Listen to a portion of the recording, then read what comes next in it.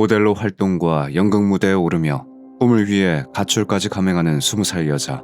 그녀의 최종 목표는 그라비아 모델이었고 그 목표를 위해 수많은 오타쿠 팬을 거느린 만화 크림레몬 원작인 영화에 출연하기까지 했는데 어느 날 그녀의 인생을 완전히 바꿀 말 한마디가 무심코 그녀의 입에서 나왔고 그 한마디로 여자의 꿈과 몸은 조각조각 났습니다. 일본 시부야에 살고 있는 20살의 무토 아즈미는 가족 내에서 일명 문제아였습니다. 오빠들과는 다르게 부모님이 정해준 인생을 살지 않았기 때문이었죠. 치과 의사인 부모님은 아즈미를 포함한 3남매가 자신들과 같은 길을 걷길 바랐습니다. 그래서 살고 있는 건물 1층에 부부가 개업한 치과를 물려받길 원했죠. 그리고 그 뜻을 따라 아즈미 위에 두 오빠는 착실하게 치과 의사가 되기 위해 공부했고 특히 둘째 오빠인 유우키는 계속해서 시험에 떨어져 삼수생이었음에도 불구하고 공부를 놓지 않았지만 막내인 아즈미에겐 치과 의사를 제외하고 하고 싶은 일이 너무나 많았습니다. 컴퓨터 프로그래밍을 하는 일도 하고 싶었고 눈에 띄길 좋아해서 모델과 배우 일도 해보고 싶었죠. 그런 아즈미는 어쩌면 부모님에게 골칫거리였을지 모릅니다. 시키는 걸 그대로 하는 오빠들과는 달리 자신의 뜻을 구피려 하지 않았으니 말이죠. 결국 아즈미가 18살 때 부모님에게 자신의 의지를 확고하게 밀고 나가기 위해 무모한 짓까지 했는데 그건 자신의 꿈을 허락해줄 때까지 가출을 하는 거였고 아즈미가 다시 집으로 돌아왔을 때 부모님은 끝내 아즈미가 배우고 싶어 했던 프로그래밍 학원에 보내주었습니다. 그뿐만 아니라 이후 아즈미는 소속사에 들어가 모델 활동을 시작했고 극단에 들어가 연기도 배우기 시작했죠. 생각했던 것만큼 시작하자마자 큰 주목을 받거나 좋은 배역을 맡은 건 아니었지만 아즈미는 연극 무대에 오르고 영화에서 조연 캐릭터를 연기하면서 차근차근 자신이 하고 싶은 일을 했습니다. 하지만 부모님 입장에선 일단 허락을 해주긴 했지만 마냥 응원만 할 수 없었을 것 같은데 다행히 그들은 더 이상 아즈미에게 자신들의 뜻을 밀어붙이지 않았죠. 왜냐하면 차남인 유우키가 삼수 끝에 드디어 치대에 붙었기 때문이었습니다. 가업을 이어 자신들의 치과를 운영할 자식이 있으니 아즈미 하나 정도야 자신이 하고 싶은 대로 살아도 상관없었죠. 유우키의 합격은 뒤숭숭했던 부모님의 마음을 안정시켜준 고마운 소식이었는데 곧 새해를 앞두고 있었던 2006년 12월 30일 부모님은 장남과 함께 고향집으로 향했습니다. 유우키는 당장 다음날 입학하는 치대에서 합숙을 앞두고 있어서 함께 가지 못했고 아즈미야 늘 제멋대로인 아이니 가고 싶지 않다고 해 그날은 집에 두 사람뿐이었죠. 그리고 부모님이 집에 돌아온 건 다음 날인 12월 31일이었는데 그때 집엔 유우키만 있었고 아즈미는 보이지 않았죠. 어차피 아즈미가 하루 이틀 집에 들어오지 않는 건 늘 있는 일이니 대수롭지 않게 생각했습니다. 그리고 아침 일찍 합숙을 떠나는 유우키를 배웅하는데 아들의 입에서 이런 말이 나왔죠. 아, 상어가 죽었으니까 이상한 냄새가 나도 내 방 문 열지 마세요. 그 상어는 유우키가 친구에게 받은 애완용 철갑상어였습니다. 부모님은 알겠다고 대답했고 유우키는 집을 나섰고 그렇게 합숙에 간 유우키와 어디로 간 건지 소식이 없는 아즈미가 없는 무토가엔 2007년이 찾아왔는데 새해가 되고 얼마 지나지 않아 남매의 어머니인 요코씨는 3층에서 나는 정체불명의 냄새를 맡았습니다. 요코씨는 코를 찌르는 불쾌한 냄새에 고개를 갸웃거렸지만 이내 유우키가 떠나기 전 말했던 애완용 상어가 죽어서 나는 냄새라는 걸 깨달았죠. 유우키의 방문을 열면 냄새가 더 심해질 거라 전해들은 요코씨는 이내 그 냄새를 무시하려고 했지만 냄새는 도무지 무시를 못할 정도로 점점 더 고약해졌습니다. 그리고 코끝을 맴도는 그 냄새를 맡을수록 머릿속에 한 가지 생각이 떠올랐죠. 저게 정말 동물이 죽어서 나는 냄새가 맞나? 그 생각은 결국 요코씨를 유우키의 방이 있는 3층으로 이끌었습니다. 방으로 가까이 갈수록 냄새는 더 짙어졌고 아직 원인을 알 수 없는 요코씨의 불안감도 더 짙어졌죠. 그리고 방문이 열리자마자 역한 냄새가 쏟아져 내리는 것 같았는데 그 근원지는 유우키의 방 장롱이었습니다. 요코씨는 천천히 장롱으로 걸어갔죠. 분명 유우키가 죽은 상어를 바로 치우지 않고 장롱에 처박아뒀을 거라고 되뇌며 말입니다. 또 냄새가 심해지기 전에 먼저 치워주자는 생각으로 장롱 문을 열었을 때 장롱 안에서 썩고 있다고 생각한 건 애완용 상어가 아니었습니다. 지금까지 집안에 맴도는 악취는 딸 아즈미의 일부분이 외롭게 썩어 들어가면서 나는 거였죠. 1월 3일 도쿄 시부야구 하타가야에 위치한 3층짜리 건물 안에서 조각난 여자의 일부분이 발견됐다는 제보가 들려왔습니다.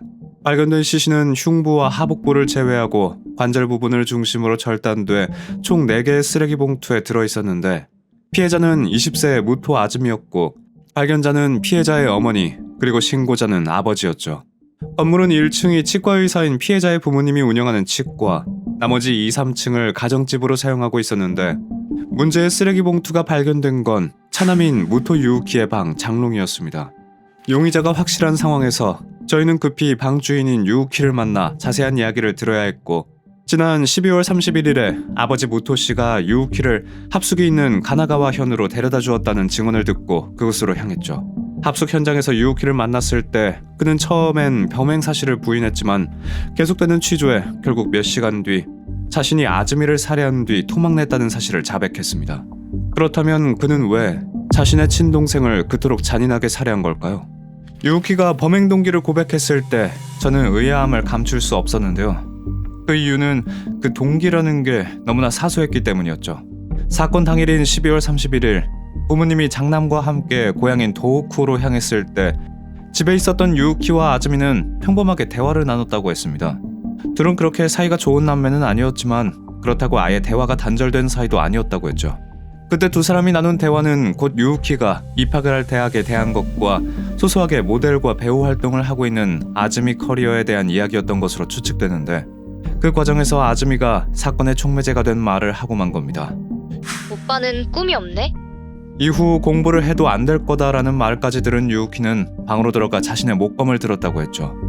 그리고 화장실에서 세수를 하고 있던 아즈미의 뒤통수를 그녀가 정신을 잃을 때까지 세게 가격했다고 했습니다. 그걸로도 모자라 얼마 후 아즈미가 정신을 차렸을 때 수건으로 목을 졸랐고 그녀가 사망한 이후엔 숨을 쉬는지 확인하기 위해 욕조에 물을 받아 얼굴을 집어넣었다고 설명했죠. 이후 시신을 숨기기 위해 직접 시체를 훼손하게 된 것이었는데요. 유우키는 꿈이 없다는 아즈미의 말에 분노해 범행을 저질렀다고 했습니다. 가족 중 유일하게 하고 싶은 것만 하고 사는 동생이 부모님의 기대에 부응하기 위해 노력하는 자신의 자존심을 건드렸다고 했죠. 그런데 저희가 본 아즈미의 시신은 단순히 화가 나서 우발적으로 저지른 게 아닌 다른 동기를 의심하게 만들었습니다. 유우키가 토막낸 시신 중엔 아즈미의 가슴과 하복부 부분이 없었기 때문이었죠. 보통 시신을 훼손할 땐 관절을 따라 목과 몸통, 팔과 다리 부분으로 나누는데 의학적인 지식이 있던 유우키 또한 그대로 확인했지만 추가적으로 가슴과 하복부 부분을 따로 떼어낸 뒤 심지어 그 부분만 잘게 잘라 누구도 찾지 못하게 하숙으로 떠내려 보냈고 진술 과정에서 음부에 난 채모를 제모시켰다는 황당한 자백까지 했습니다. 유우키는 단순히 시신의 성별을 특정하는 걸 막기 위해 그랬다고 했지만 어느 부위라도 발견이 된다면 성별 같은 건 DNA로 곧바로 알 수 있으니 납득이 가지 않는 변명이었죠. 거기다가 탐정님, 범인의 가방 안에서 이런 게 나왔습니다. 입학 전 합숙을 떠난 유우키의 짐에서 나온 건 바로 죽은 아즈미의 속옷이었습니다. 동생을 죽인 뒤 속옷을 챙겨가지고 다닐 생각을 하다니 상당히 기괴한 행동이었죠. 심지어 아즈미의 내장은 쓰레기 봉투가 아닌 플라스틱 박스에 따로 보관되어 있었는데 마치 흐르는 물에 씻은 것처럼 다른 부위에 비해 깨끗한 상태였습니다. 확실히 그는 대상이 친동생이든 상관없이 어떤 비틀린 성적 집착을 가지고 있는 것 같았고 이런 의심을 하게 한 건 이뿐만 아니라 아즈미 친구들의 증언도 있었는데요. 평소 친구들은 오빠인 유우키가 동생인 아즈미를 어딘가 기분 나쁜 눈으로 쳐다보는 것 같다고 했죠. 유우키는 친구들과 잘 어울리지 않는 은둔형 외톨이였기에 그가 깊은 내면에 무슨 생각을 품고 있는지 아는 이는 없었지만 확실한 건 평소 그가 동생인 아즈미에 대해 일반적이지 않은 마음을 가지고 있었다는 거였습니다. 삼수생으로 수험에 대한 스트레스와 부모님으로부터 치과 의사가 돼야 한다는 압박을 받으며 살았던 건 곧 자신과 다르게 자유분방한 삶을 사는 동생에 대한 반감으로 작용했고 그런 동생이 자신을 꿈도 없는 한심한 인간으로 생각한다는 사실이 방아쇠를 당기게 된 걸 수도 있었죠. 그런데 얼마 뒤 저는 분명 자신의 범행을 자백한 뒤 살인과 시체 손괴로 기소된 유우키가 재판에서 모든 질문에 기억이 안 난다는 말로 혐의를 부인한다는 소식을 듣게 됐습니다. 심지어 평소 동생과 사이가 나쁘지 않았고 서로 장난도 잘 치는 사이였다는 말까지 했다고 했죠. 하지만 증거는 명백했고 이 재판에서 중점은 유우키에게 책임 능력이 있냐는 거였습니다. 그의 변호사는 살해 당시 신경쇠약으로 본래의 인격이 아닌 다른 공격적인 인격이 되었을 가능성에 대해 입증하려고 했는데, 충격적인 건 유우키의 무죄를 입증하려는 건 변호사뿐만이 아니라 그의 부모이자 피해자인 아즈미의 부모님이기도 한 무토 씨와 요코 씨도 있었다는 거였죠. 그리고 얼마 뒤 저는 두 사람이 자신들의 입장을 적은 수기를 읽게 됐는데, 그 내용은 죽은 아즈미를 다시 한번 외롭게 만드는 내용이 적혀 있었습니다. 아즈미가 먼저 사과했더라면 이런 일은 없었을 겁니다. 2008년 도쿄지법에선 무토 유우키에게 징역 17년을 구형했습니다.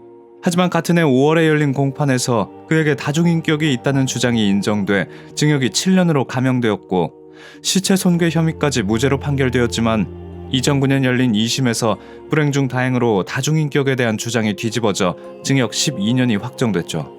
동생을 잔인하게 죽인 유우키는 12년 복역을 채운 뒤 2021년에 출소했습니다. 이 사건에서 그가 범행 수법만큼 충격적인 건 그를 위해 피해자이자 자신들의 딸인 아즈미에게 책임을 전가한 부모들이었죠. 두 사람은 이후에 다른 곳에 치과를 개원해 계속 치과 의사 일을 했다고 알려져 있습니다. 어쩌면 부모에게 더 가치가 있는 건 자신들의 뜻을 거르지 않고 따른 유우키이고, 아즈미는 속만 썩이는 골칫거리였을지도 모르죠.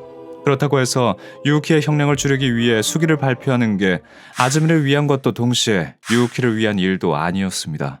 죽은 뒤에도 부모에게 지지를 받지 못한 아즈미는 분명 한이 서릴 만큼 외로웠을 겁니다.